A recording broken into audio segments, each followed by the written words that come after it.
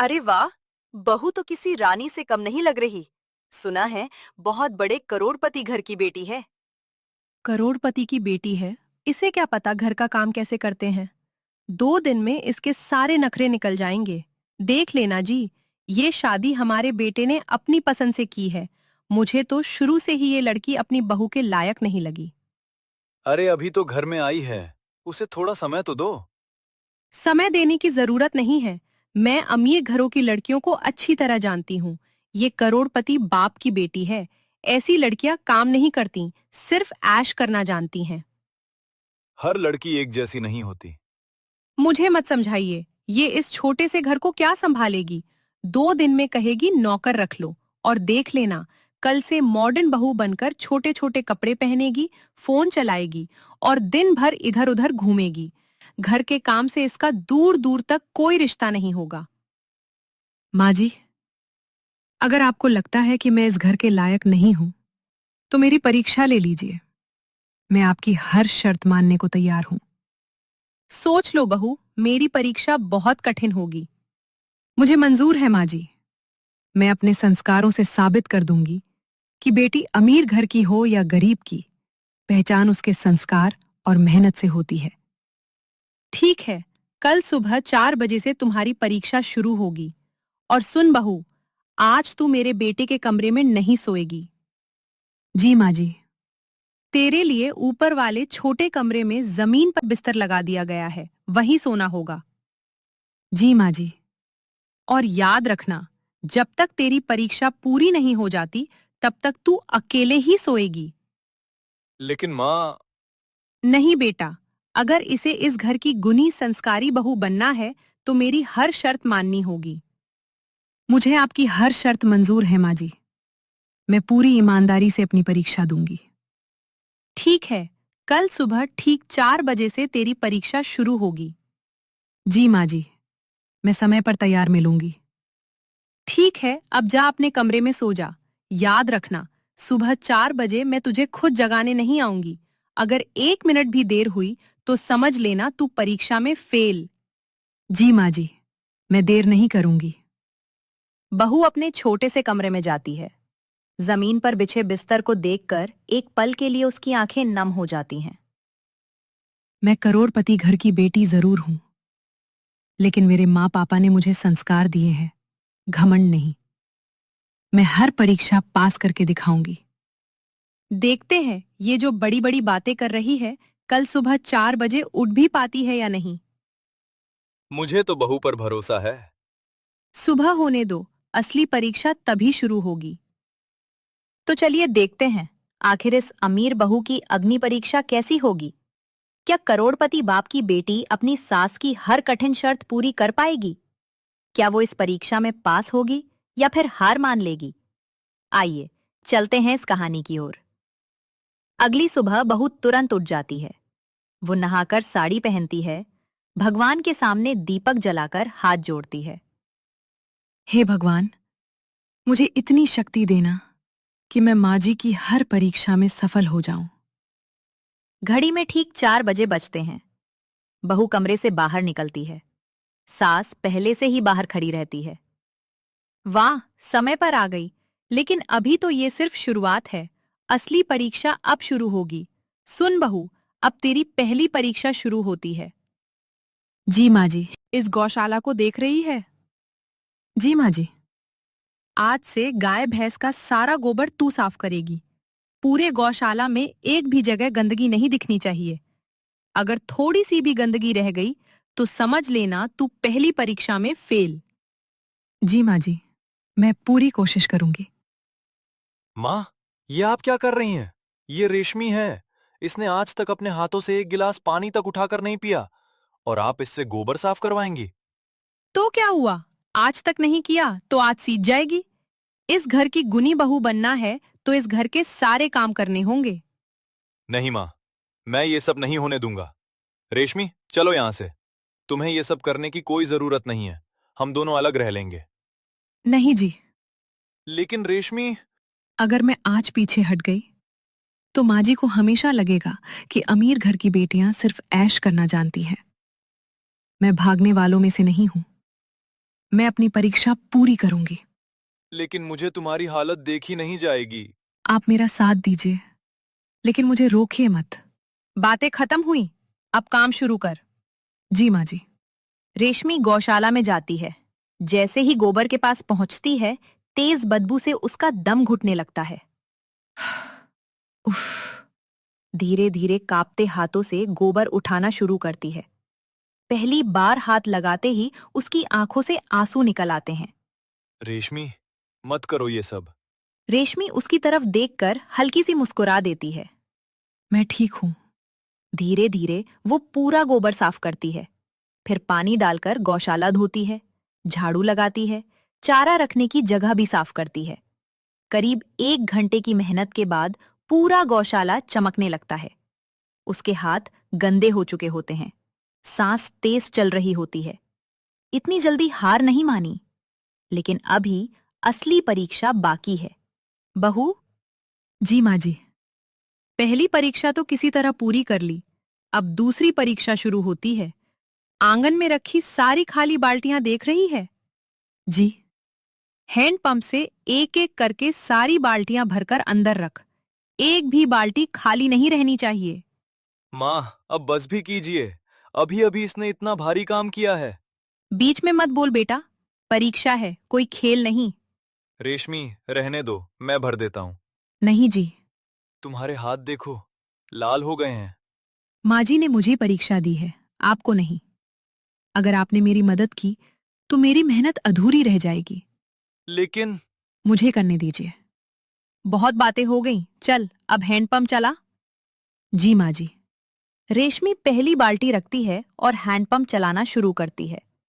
पहले तो हैंडपंप हिलता भी नहीं। वो पूरी ताकत लगा देती है। कुछ देर बाद पानी निकलना शुरू होता है। एक बाल्टी भरती है, फिर दूसरी, फिर तीसरी। बार बार झुककर भारी बाल्टी उठाकर घर के अंदर रखती है। कुछ ही देर में उसके हाथ लाल पड़ जाते हैं। हथेलियों में छाले पड़ने लगते हैं। कंधों में दर्द होने लगता है। कमर जवाब देने लगती है। लेकिन वो बिना रुके एक एक करके सारी बाल्टियां भरती जाती है। आखिरी बाल्टी रखते ही वो थक कर वहीं बैठ जाती है। उसकी सांसें तेज चल रही होती हैं। रेशमी, पानी पी लो। जी, मैं ठीक हूं। ये लड़की जितनी दिखती है उससे कहीं ज्यादा मजबूत है, लेकिन अभी इसकी सबसे कठिन परीक्षा बाकी है। बस बहू, आज की परीक्षा यहीं खत्म होती है। अब जाकर खाना खा ले और अपने कमरे में जाकर सो जा। याद रखना, कल सुबह फिर ठीक 4 बजे तैयार मिलना। जी। रेशमी थके हुए कदमों से अपने कमरे की ओर चली जाती है। उसके हाथों में छाले पड़ चुके थे। कमर में तेज दर्द हो रहा था। कपड़े मिट्टी और गोबर से गंदे हो चुके थे। फिर भी उसके चेहरे पर कोई शिकायत नहीं थी। कमरे में पहुंचते ही वो जमीन पर बिछे बिस्तर पर बैठ जाती है। आज तो बस पहला दिन था। पता नहीं आगे कितनी परीक्षाएं बाकी हैं। इतने में दरवाजे पर दस्तक होती है। पति के हाथ में हल्दी और मरहम होता है। अपने हाथ दिखाओ। नहीं जी, मैं ठीक हूँ। झूठ मत बोलो, तुम्हारे हाथों में छाले पड़ गए हैं। पति प्यार से उसके हाथों पर मरहम लगाने लगता है। अगर माँ जी ने देख लिया तो? देखने दो, मुझे तुम्हारा दर्द देखा नहीं जा रहा। नहीं जी, अगर उन्हें पता चल गया कि आपने मेरी मदद की है तो उन्हें लगेगा मैं अपनी परीक्षा खुद नहीं दे सकती। लेकिन मुझे आपका साथ चाहिए, सहारा नहीं। मुझे तुम पर गर्व है। उसी समय बाहर से सास की आवाज आती है। बहू, सो गई क्या? दोनों घबरा जाते हैं। जी माँ, मैं बस पानी पीने आया था। ठीक है, अपने कमरे में जाकर सो जा। कल सुबह 4 बजे बहू की अगली परीक्षा है। रेशमी भगवान की तस्वीर के सामने हाथ जोड़ती है। हे भगवान, मुझे इतनी हिम्मत देना कि मैं माँ जी की हर परीक्षा में सफल हो सकूं। धीरे धीरे रात बीत जाती है। घड़ी में सुबह के 3:45 बज रहे होते हैं। रेशमी तुरंत उठ जाती है। वो नहाकर तैयार होती है, भगवान की पूजा करती है और ठीक 4 बजे आंगन में पहुंच जाती है। सास पहले से उसका इंतजार कर रही होती है। समय पर आ गई? अच्छा, आज देखते हैं तू तीसरी परीक्षा कैसे पास करती है। चल मेरे साथ रसोई में। तू बहू की परीक्षा ले रही है या उसे सजा दे रही है? मैं सिर्फ ये देख रही हूँ कि अमीर बाप की बेटी हमारे घर की जिम्मेदारियां उठा सकती है या नहीं। लेकिन कल उससे गोबर साफ करवाया, हैंडपंप से पानी भरवाया, बेचारी के हाथों में छाले पड़ गए। यही तो परीक्षा है। परीक्षा का मतलब किसी को तकलीफ देना नहीं होता। अगर आज मैं इसे ढील दे दूंगी तो कल यही बहू कहेगी कि नौकर रख लो। मुझे तो ऐसा नहीं लगता। मैंने आज उसकी आंखों में घमंड नहीं, संस्कार देखे हैं। अभी सिर्फ 2 काम किए हैं उसने। अभी बहुत लंबी परीक्षा बाकी है। याद रखना भाग्यवान, कहीं ऐसा ना हो कि बहू परीक्षा में पास हो जाए और हम इंसानियत की परीक्षा में फेल हो जाएं। देखा जाएगा। कल की परीक्षा के बाद बात करेंगे। शांति देवी घर के बाहर सब्जी लेने निकलती है तो गांव वाले आपस में बातें करते हुए। अरे सुना तुम लोगों ने? शांति की नई बहू की परीक्षा चल रही है। हाँ, मैंने अपनी आंखों से देखा। इतनी अमीर घर की लड़की फिर भी गोबर साफ कर रही थी। मुझे तो यकीन ही नहीं हुआ। आजकल की लड़कियां तो झाड़ू तक नहीं लगाती, लेकिन बहू ने एक बार भी मुंह नहीं बनाया। मैंने तो देखा, उसके हाथों में छाले पड़ गए थे, फिर भी काम करती रही। अगर लड़की में संस्कार है तो अमीरी गरीबी से क्या फर्क पड़ता है। उसी समय सास वहां आ जाती है। अरे, तुम लोग मेरी बहू की ही बातें कर रहे हो? हाँ बहन, तेरी बहू मेहनती लग रही है। अभी तो शुरुआत है, असली परीक्षा बाकी है। बहन, ज्यादा सख्ती मत करना, हीरा पहचान लेना। जब तक मेरी सारी शर्तें पूरी नहीं होंगी, मैं उसे अपनी असली बहू नहीं मानूंगी। शांति देवी अपने घर बहू के पास चली जाती है। आज तेरी तीसरी परीक्षा है। पूरे परिवार का नाश्ता और दोपहर का खाना तू मिट्टी के चूल्हे पर बनाएगी। याद रखना, गैस का चूल्हा हाथ भी नहीं लगाना। सिर्फ मिट्टी के चूल्हे पर ही खाना बनेगा। जी माँ जी। माँ, ये कैसे करेगी? रेशमी ने कभी मिट्टी का चूल्हा देखा तक नहीं है। तो आज देख भी लेगी और सीख भी जाएगी। लेकिन माँ, बेटा, अगर इसे इस घर की गुनी बहू बनना है तो ये सब सीखना ही होगा। माँ, ये शहर में पली बड़ी है, इसे लकड़ी जलाना भी नहीं आता। इसलिए तो परीक्षा ले रही हूं। रेशमी, चलो, रहने दो। नहीं जी, अगर आज मैं पीछे हट गई तो माँ जी की बात सच साबित हो जाएगी। तकलीफ होगी। तकलीफ से भागकर कोई अपने रिश्ते नहीं निभा सकता। बेटा तू जाना अपना काम कर, बहू के आगे पीछे क्यों घूमता रहता है? क्यों ना घूमू माँ, ये मेरी धर्म पत्नी है। मैं इसके दुख सुख का साथी हूँ। आपको क्या लगता है, उसे तकलीफ दे रहे हो और मुझे कुछ नहीं हो रहा? अरे माँ, उससे ज्यादा मुझे तकलीफ हो रही है। उससे ज्यादा मैं तड़प रहा हूं। लेकिन आप कभी प्यार नहीं समझ सकती। चुप कर तू आया बड़ा लैला, मजनू बनने, जोरू का गुलाम कहीं का। रेशमी खाना बनाना शुरू करती है। पूरा धुआं उसके चेहरे पर आने लगता है। खांसने लग जाती है। उसकी आंखों से पानी निकलने लगता है। फिर भी चूल्हे के सामने बैठी रहती है। माँ, देखिए, इसे सांस लेने में तकलीफ हो रही है। गांव की औरतें रोज यही करती हैं। लेकिन ये पहली बार कर रही है। मैं ठीक हूँ जी। कुछ देर बाद माँ जी, खाना तैयार है। दाल, चावल, सब्जी सब कुछ थालियों में सजा देती है। अच्छा, अब देखते हैं तेरे हाथ में स्वाद भी है या नहीं। सास पहला निवाला खाती है, फिर दाल चखती है। परिवार उसकी तरफ देखने लगता है। माँ, कैसा बना है बता भी दो। पहली बार चूल्हे पर खाना बनाया है, फिर भी खाना बहुत अच्छा बना है। सबके चेहरे पर मुस्कान आ जाती है, लेकिन सास तुरंत अपना चेहरा सख्त कर लेती है। लेकिन खुश मत होना बहू, अभी तेरी सबसे कठिन परीक्षाएं बाकी हैं। जी माँ जी। अपने कमरे में चली जाती है। तभी उसका फोन बजता है। Hello mummy. कैसी हो बेटा? मैं ठीक हूँ मम्मी। सच सच बता, वहाँ सब लोग तेरा ध्यान रखते हैं ना? जी मम्मी। तेरी आवाज क्यों बुझी बुझी लग रही है? नहीं मम्मी, बस थोड़ी थक गई हूँ। फोन मुझे दो। लो बेटा, पापा बात करेंगे। कैसी हो मेरी राजकुमारी? मैं ठीक हूँ पापा। बेटा तू रो तो नहीं रही? नहीं पापा। झूठ मत बोल। मैं तेरी आवाज से समझ गया हूं। क्या हुआ? किसी ने कुछ कहा है क्या? नहीं पापा, बस माँ जी मेरी परीक्षा ले रही हैं। सुबह 4 बजे उठना पड़ता है, गोबर साफ करना पड़ता है, हैंडपंप से पानी भरना पड़ता है, मिट्टी के चूल्हे पर खाना बनाना। क्या मेरी बेटी से ये सब काम करवाए जा रहे हैं? मैंने तुझे फूलों की तरह पाला है बेटा। तेरे हाथों में कभी खरोंच तक नहीं आने दी, और आज? पापा, आप गुस्सा मत होइए पापा, सब ठीक है। यही वजह थी कि मैं इस शादी के लिए तैयार नहीं था। याद है मैंने तुझे कितना समझाया था? मैंने कहा था कि हमारे और उनके रहन सहन में बहुत फर्क है, लेकिन तूने मेरी एक नहीं सुनी।